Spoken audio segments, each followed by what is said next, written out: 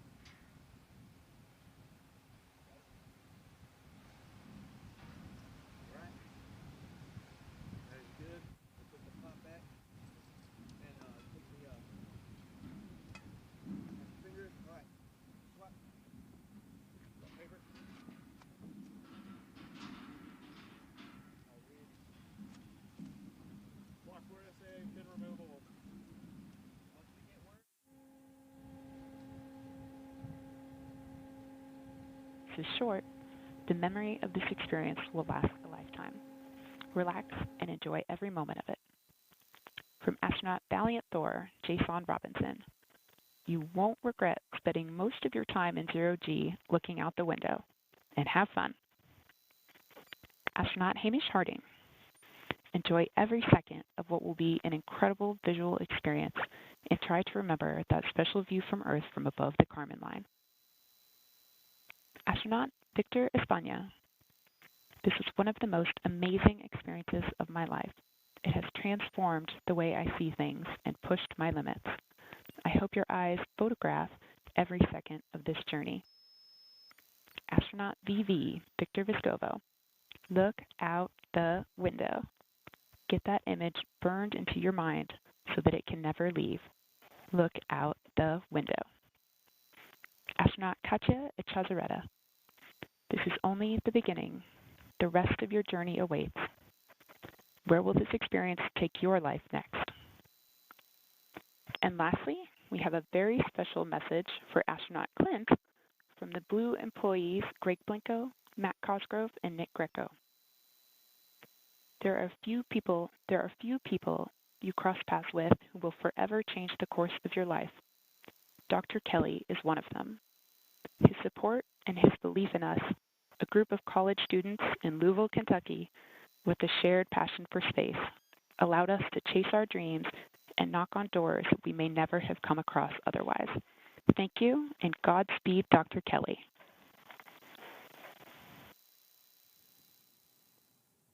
Words of inspiration for our 6th human flight crew from past astronauts and from Blue Origin employees. Thank you, Laura Stiles, for that inspiring message. Blue's astronaut community is growing, and it's incredibly exciting to see them come together and support each other.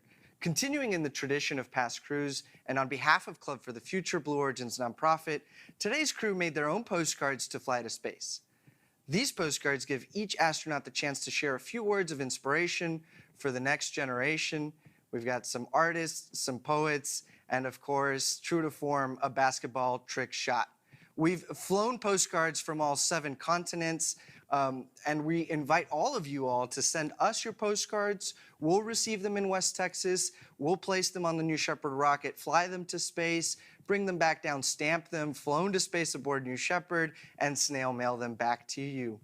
Now, earlier in the show, we were discussing how we're coming to you live from our orbital launch site in Cape Canaveral, Florida, the home of our New Glenn rocket. It's also home to Allison Carone, who will join me here at the desk right after we watch this overview of the orbital launch site.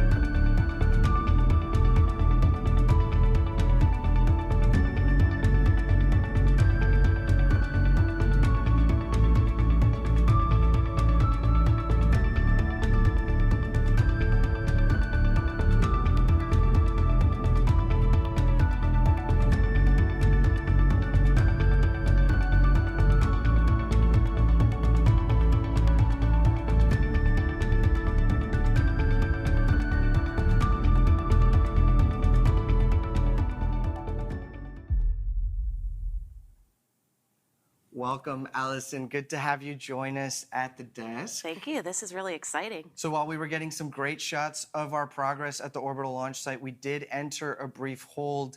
In the meantime, Allison, I'd love to learn a little bit about your job role here at Blue. I'm the director of program management for our launch facility development team, and I get to work with a great bunch of people designing, building, and testing our launch site. It sounds like an exciting role. What is a day in the life like for you?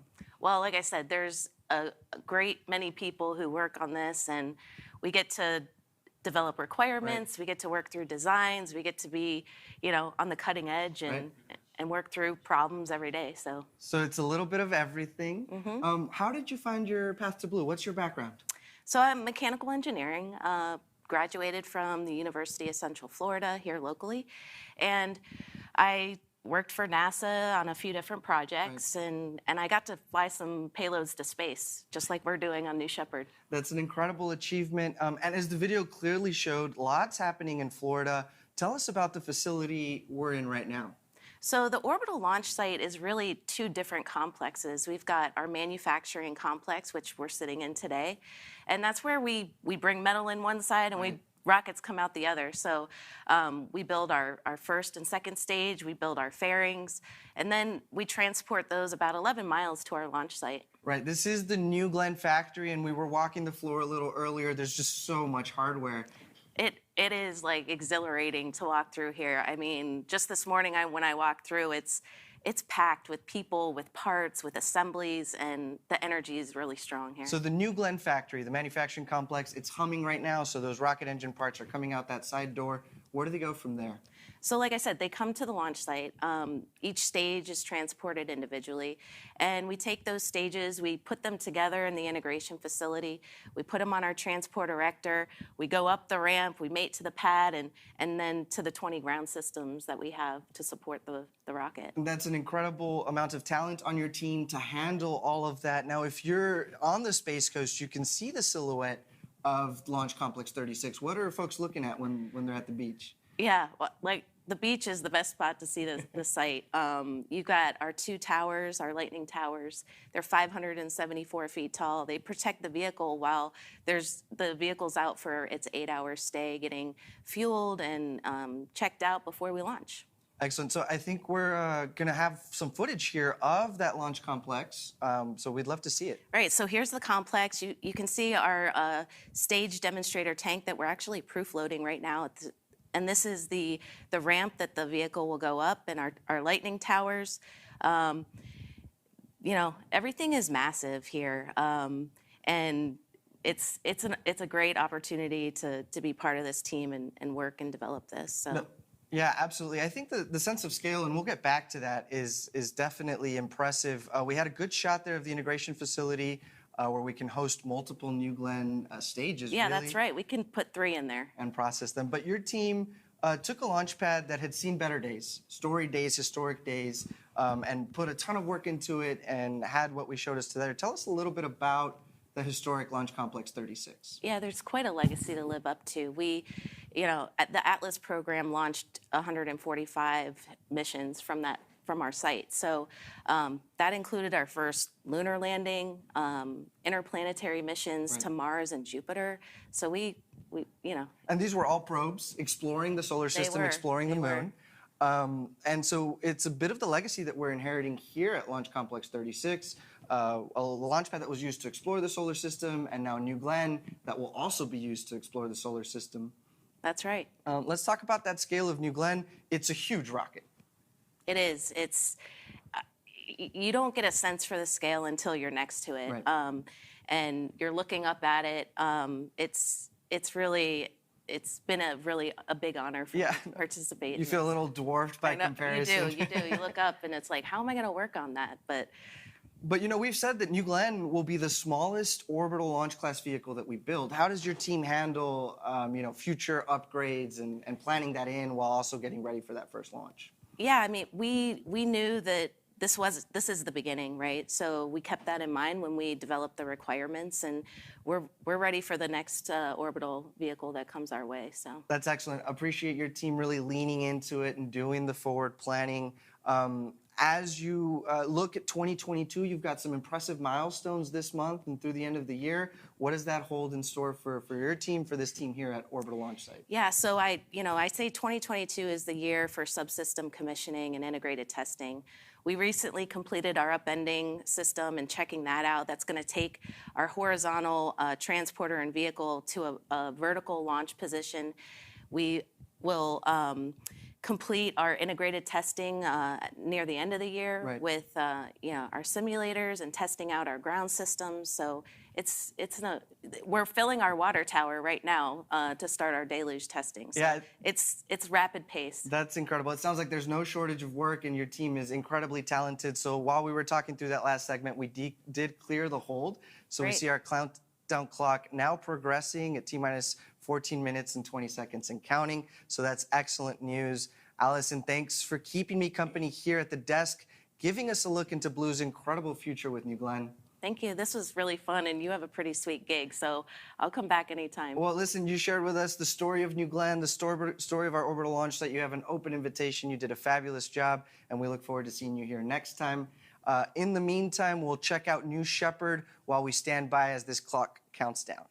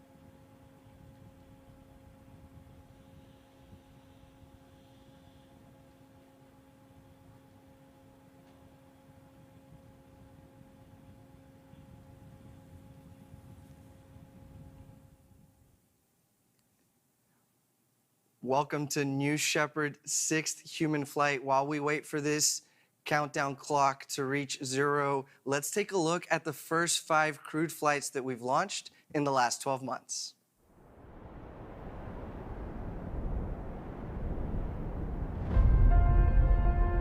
I think that historians will look back at the early 21st century as a really important time in the expansion of humanity into the solar system.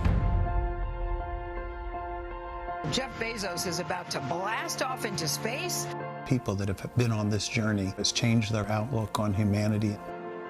Space has always been something I've wanted to do, but it's never been accessible until now. It feels like a turning point where we can open up this experience for more people. I think it's so important to start making the demographics of space look like the demographics of our world. I'm Brazilian, and I'm the second Brazilian to go to space. -10. This is a new era of the unbelievable, where a teacher from North Carolina gets to go to space.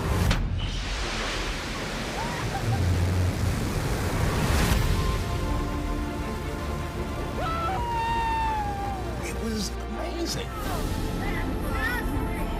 The energy, the feel, everything about it. There is MECO, main engine cutoff. Look at that view. Oh, Jesus. Looking out the window and seeing the black sky and the curvature of the Earth. Holy. I don't think I've ever seen anything like it. And the windows are huge. Absolutely huge. The weightlessness, looking down and like, pretty cool. I'll love every second of it.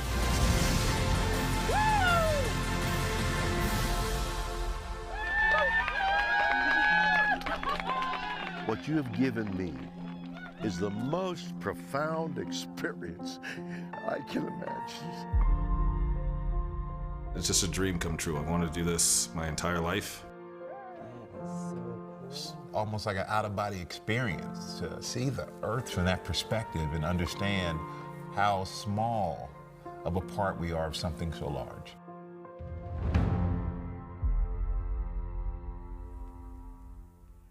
All of these flights and a dedicated payload flight in just under a year. This is what building the road to space looks like, step by step, ferociously, 25 astronauts and counting. Next up, the New Shepard Go Pole.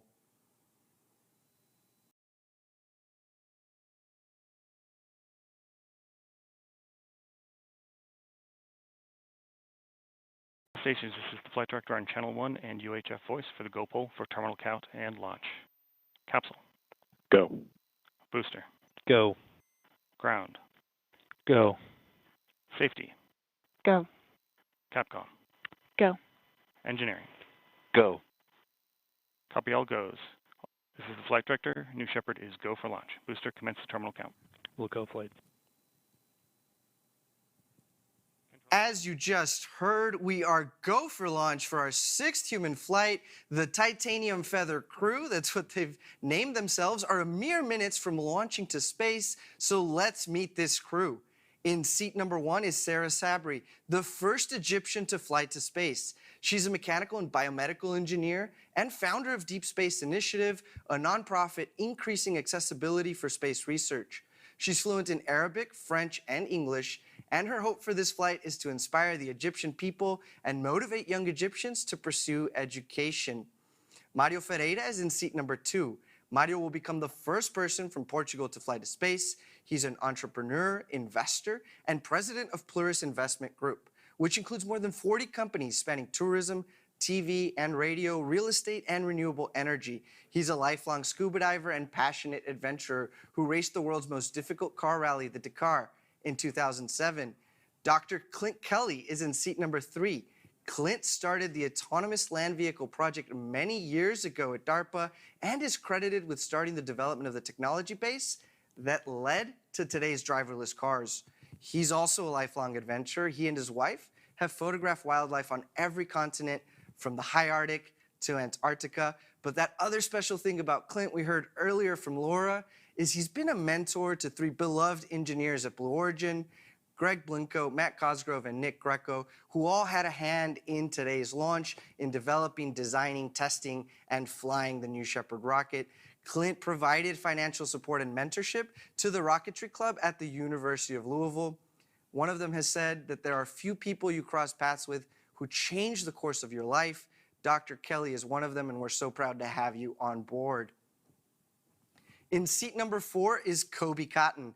Kobe is one of the 5 co-founders of the YouTube channel Dude Perfect, the most subscribed sports channel on YouTube with more than 57 million followers. Dude Perfect is best known for their trick shots and comedy videos. Kobe founded it with his college roommates and his brother Corey.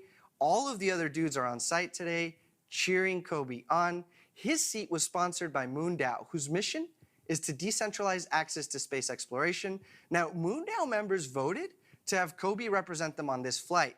But in order to get here, Kobe had to beat the other dudes, earn his stripes effectively, in an insane rocket battle launch competition held a few months ago. The pad is clear. We are a go for launch. Welcome to Rocket Battle 3, perhaps the greatest prize on the line in Dude Perfect history. Our rockets are huge, and the winner goes to space. Let's go, baby!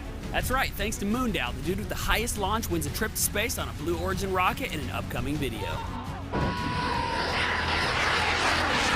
It came down to the last launch. We have the altimeter reading the person going to space. Kobe Cotton. No way! No way!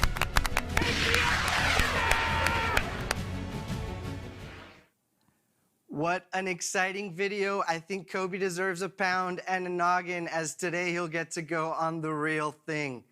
In seat 5, we have Steve Young. Steve is the former CEO of Young's Communications, the largest telecommunications contractor in the state of Florida. Steve led Young's from 1992 to 2021. He is an avid fisherman and serves as a committee member of the Space Coast Conservation Association. British-American explorer Vanessa O'Brien rounds out the crew in seat number 6. After this flight, she will become the first woman to complete the Explorer's Extreme Trifecta, a Guinness World Record. The trifecta means she will have reached Earth's highest point, Mount Everest, its deepest point, Challenger Deep, and crossed the Kármán line, the internationally recognized boundary of space. Truly amazing. Here she is there with NS-21 astronaut Victor Vescovo on an expedition a few years back down to Challenger Deep. A crew capsule full of extraordinary people about to go to space. As we said earlier, they've named themselves the Titanium Feather. Titanium is the 22nd element in the periodic table of elements. It's the 22nd launch of New Shepard, and we're in the 22nd launch of this new millennium. So it's an exciting time for the Titanium Feather, and we're looking forward to your launch. Okay, if you're just joining us, we're minutes away from our 6th human flight. Today's crew is sitting atop a live rocket, ready to go to space and back. And here's the New Shepard flight profile they're about to experience. So we see the New Shepard booster with the BE-3 engine at the bottom. At T0, that BE-3 engine will ramp up and produce 110,000 pounds of thrust. Liftoff occurs slightly thereafter. Max Q occurs at about 55 seconds. That's the moment of maximum dynamic pressure. That BE-3 engine continues to boost the profile until main engine cutoff. That's when the BE-3 engine shuts off and the vehicle travels under inertia until separation, becoming 2 vehicles. The booster reaches apogee first, then starts to re-enter. The fins steer the booster back to the landing pad. The drag brakes deploy, cutting the speed of the vehicle in half for that BE-3 engine restart, and then coming in for a soft landing in the landing pad in the West Texas desert. Meanwhile, in the capsule, as it was much slower to re-enter due to its shape, the astronauts enjoyed minutes of microgravity and a view through some very large windows.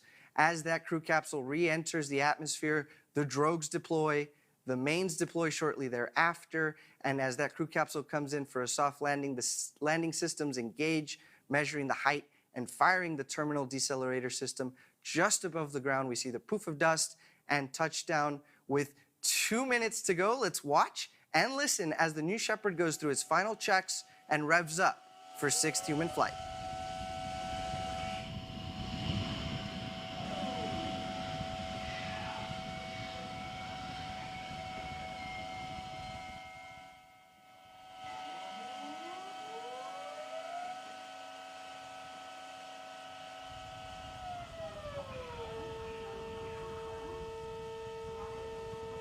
And in this shot here, we see the access tower for the crew capsule has been pulled back. We've got a great shot there of the aft fins going through the motions. These fins help direct the vehicle on ascent and descent.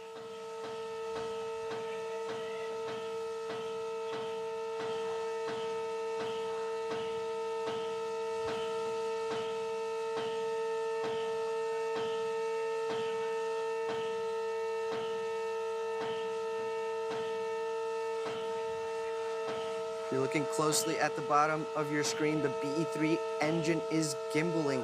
This is the primary control authority for the vehicle on ascent and descent, and of course critical for that soft landing on the landing pad.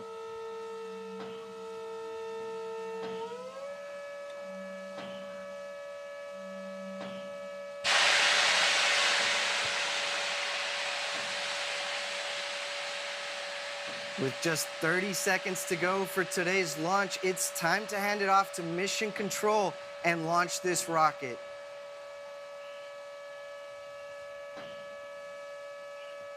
T-minus 16 seconds, guidance internal. T-minus 10, 9, 8, 7, 6, 5, 4. Command engine start. 2, 1.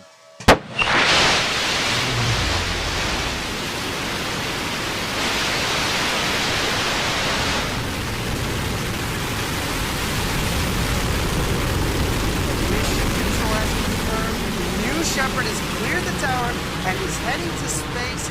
Godspeed, Titanium Feather. On the left-hand side of your screen, you can see that we are gaining speed as New Shepard gains altitude. We started at about 3,700 feet above median sea level, and that's where Launch Site 1 is located. There we've got a great shot of the BE-3 and, of course, of the booster looking down at West Texas.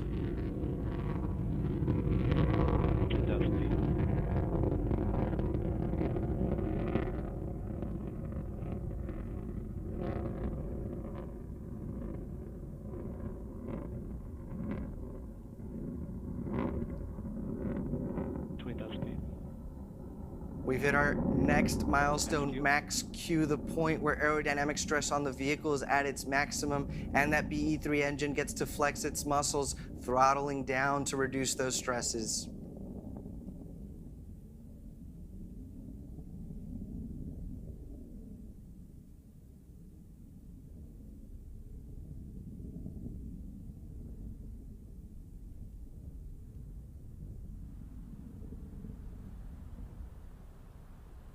Our next milestone will be main engine cutoff, but in the meantime, the BE-3 is back to 110,000 pounds of thrust, powering New Shepard and its crew to space.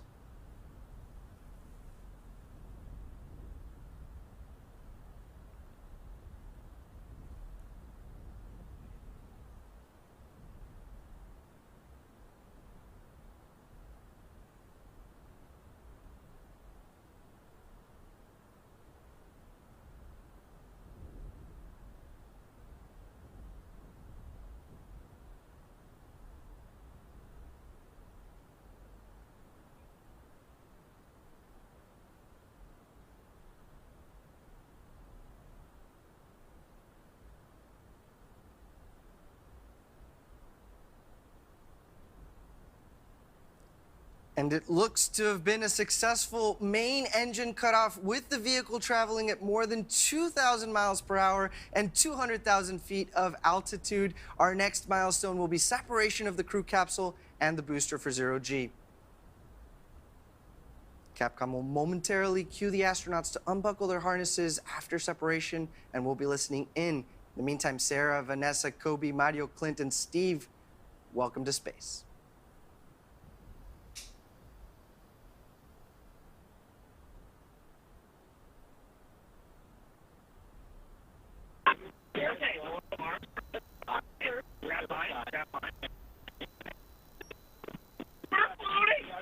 We're floating! All right. Okay. Thank you. Okay, now release arms. Thank you, everybody. Oh, thank you, Laura. Yeah! Guys, we're doing it! Okay. We're doing it! Wow. Unbelievable. All right, man. Doing the Oliver. Okay. The Oliver. Watch your feet. Yeah, yeah.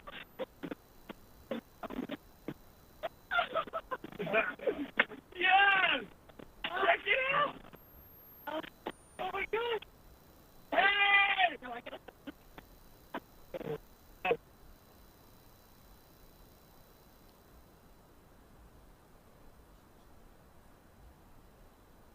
Sounds like they're having fun up there. We got to thank you, Laura, our Capcom. Now we've just received... Wow. Look at the blackness. Oh, man. God. Oh, my, we're above the earth. Oh, my God, that's you upside down? Oh.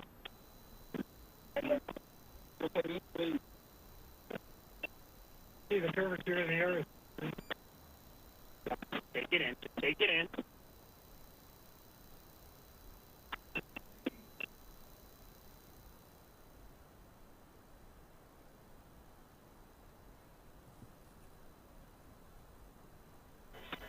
One minute warning. 1 minute warning. 1 minute warning.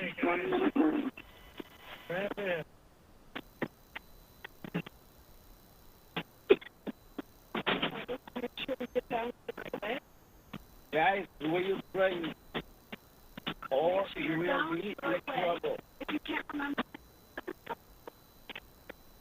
Or into your chair.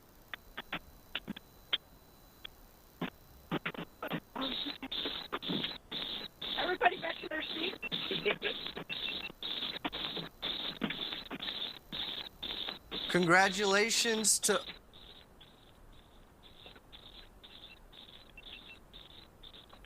Congratulations to all 6 crew of the Titanium Feather.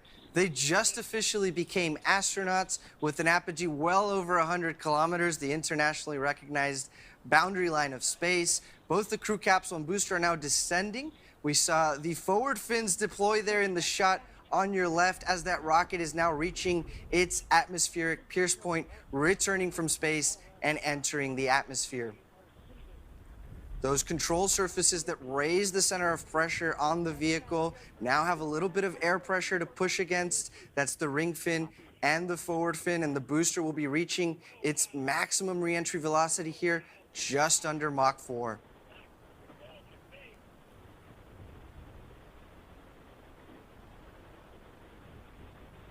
Starting to slow down here now, the wedge fins, the steering fins, and the ring fin all working together, earning their keep to guide this booster home.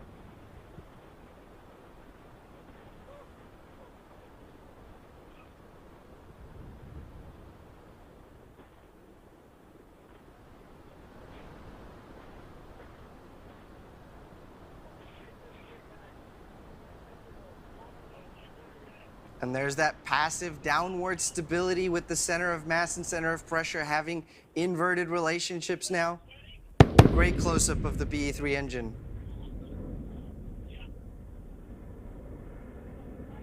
There it is, engine ignition, engine relight coming in for a landing.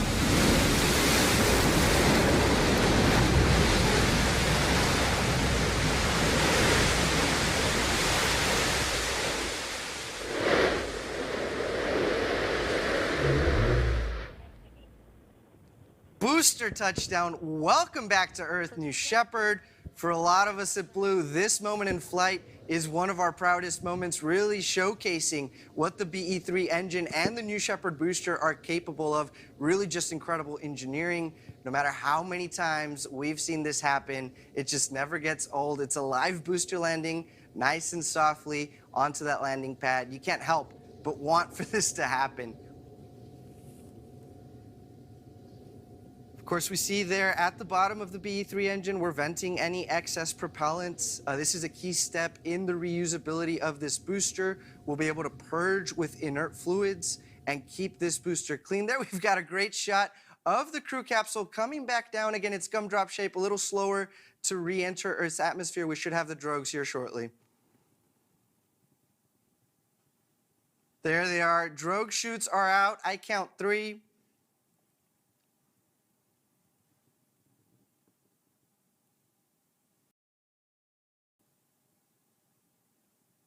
And those drogue chutes have now pulled out the main chutes that will begin to fill with atmosphere to further stabilize the booster. If you're just joining us, this is our 6th human flight. The booster has landed, and our crew, Titanium Feather, is on its way back to Earth.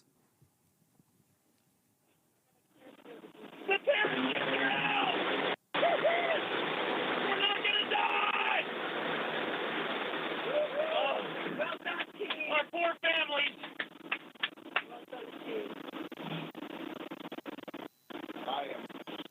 I am sweating profusely.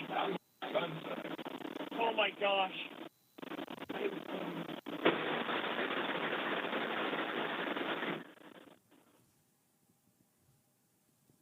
Nothing quite like living in the moment. What a beautiful shot there of the booster, and the crew capsule looks to be maybe a little south or southwest of the landing pad, and of course that great West Texas backdrop.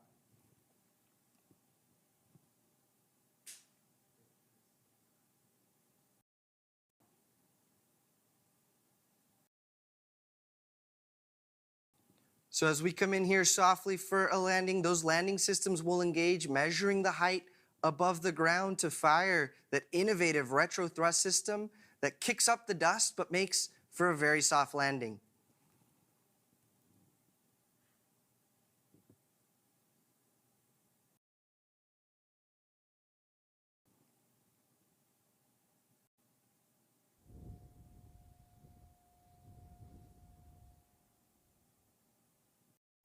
Touchdown, titanium feather. Welcome back to Earth. And what a shot of Victoria Canyon, the Sierra Diablos, and our West Texas desert kicking up that poof of dust. I bet they're excited in there. They sounded excited.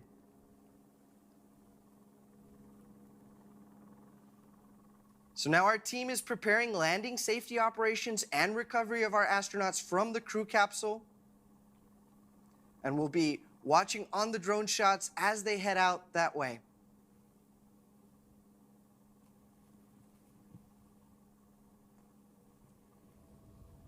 If you're just joining us for the 6th human flight, we've just had a successful flight. There's a shot of the capsule, the booster. It's been an exciting day for this crew that's named themselves the Titanium Feather. And the crew of NS-22 has landed safely, awaiting the CC recoveries team in arrival. If we look closely through those very large windows, we should see some thumbs up, some clapping. But in the meantime, Victor Correa España was in that crew capsule on our last launch, NS-21, becoming the 2nd Brazilian ever to fly to space.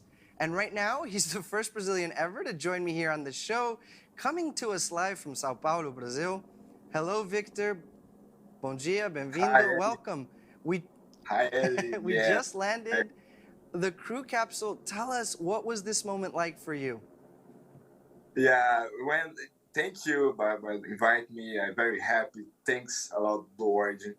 But when we landed, I simply could not believe what had happened. It's something hard to explain because it's so big, and that's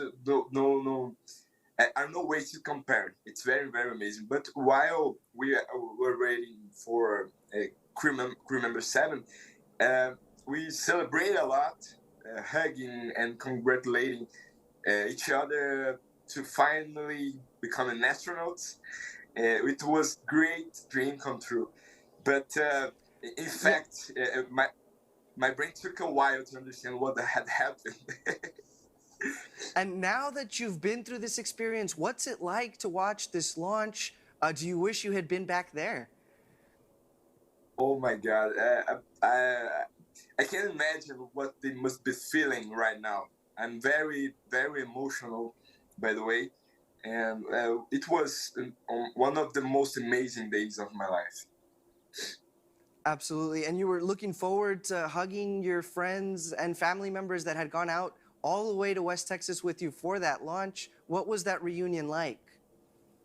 Yeah, we celebrating a lot because it's just we were just realize our big dreams to become an astronaut, to go to space, and see these incredible things that was seeded the Earth above Carmeline. It was amazing. See the curvature of the Earth, and we celebrate a lot with my wife, Marcela, and my friends. It was really amazing. Well, it's great that Marcela was able to join you out in the desert. How was that? How long did it take for this experience to sink in, for you to really understand what had happened? I don't think so. My life has completely changed after that. It has transformed the way I see things and push my limits. And I really I want to go again. Absolutely, Victor. And on that note, look, we see the crew member 7 getting close there.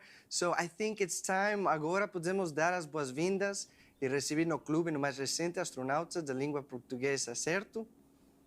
Certo. I will send a message in Portuguese right now. Parabéns, Mário. muito feliz por ter mais uma pessoa da nossa língua, representando a nossa língua lá em cima. Eu sei que várias pessoas se sentem representadas por você, e esse é um passo histórico, um passo muito importante, e sei que vários brasileiros estão celebrando junto com você, vários portugueses, vários outros países da nossa língua, e nós estamos realmente orgulhosos por você, e eu mal posso esperar para encontrar pessoalmente com você para a gente falar sobre essa incrível experiência. Parabéns, muito orgulhosos por você aqui no Brasil. Parabéns, Mario. Parabéns, Victor. Obrigado.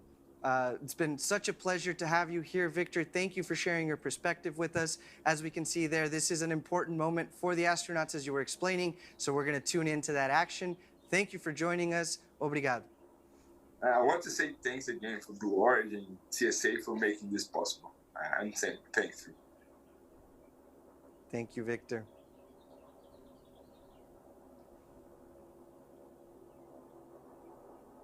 And there we have our ground crew performing the final safing operations, grounding the vehicle from any static discharge and preparing those stairs so that that hatch can be opened and we can welcome the crew of Titanium Feather.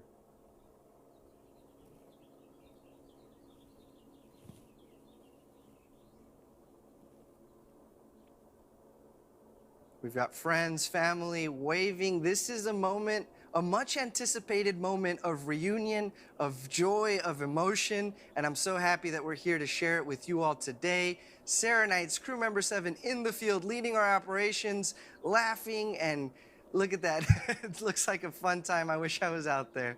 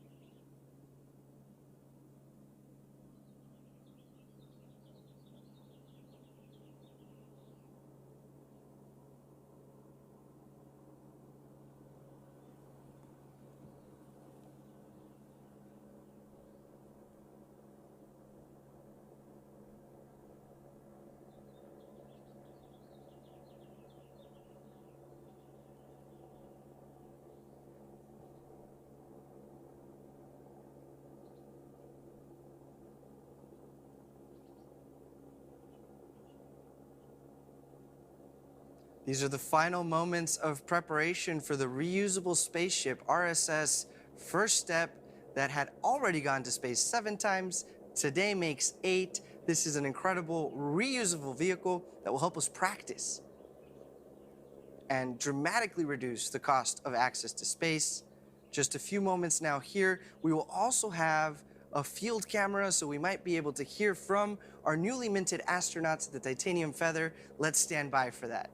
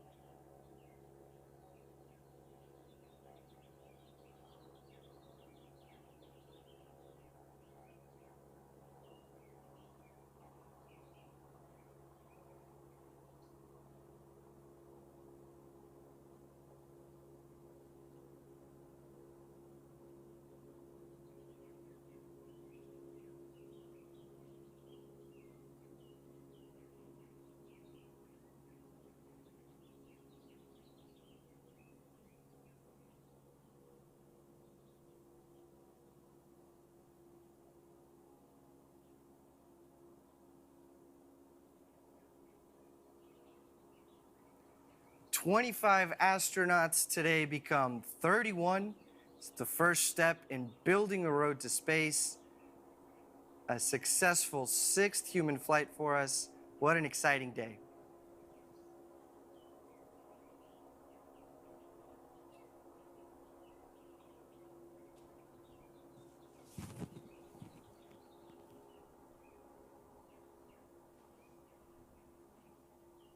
It's hard to imagine this moment of anticipation for the friends and family members that just saw their crew and their family and friends go to space in the Titanium Feather crew. Much awaited reunion coming here shortly.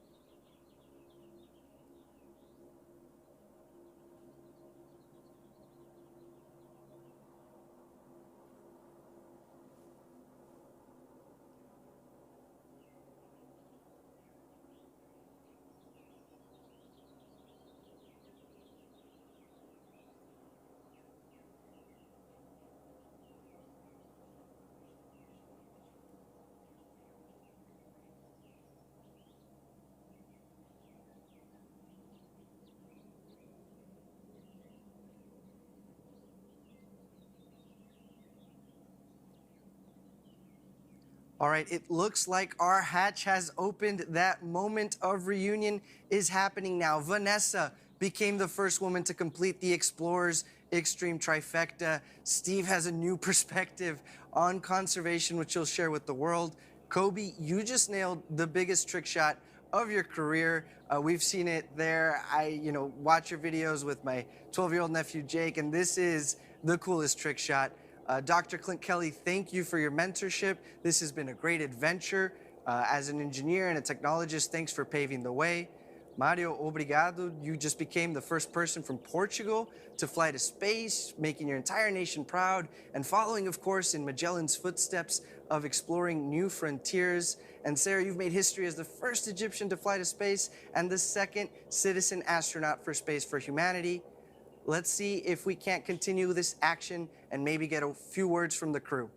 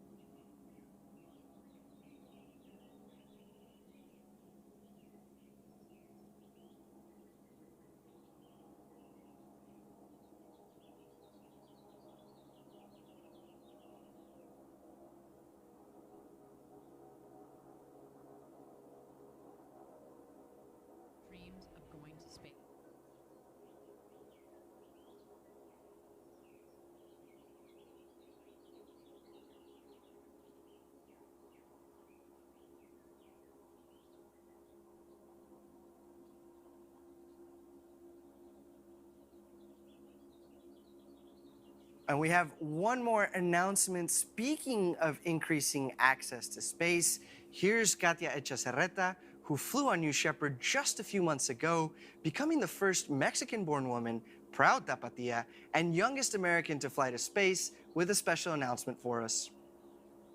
Are you ready to become Space for Humanity's next citizen astronaut? If so, then you're in luck because Space for Humanity applications are open right now. Are you ready to head to space for Earth? ¿Estás listo para ir hacia el espacio para la Tierra? Enhorabuena, Katia. Gracias por la invitación. Absolutamente llenaremos esa solicitud. Thank you, Katia, for that invitation to apply. Simply go to their website. The world needs more people like Sarah, like Katia, like you, to be role models for folks everywhere across the world. So please go to their website and apply to become an astronaut.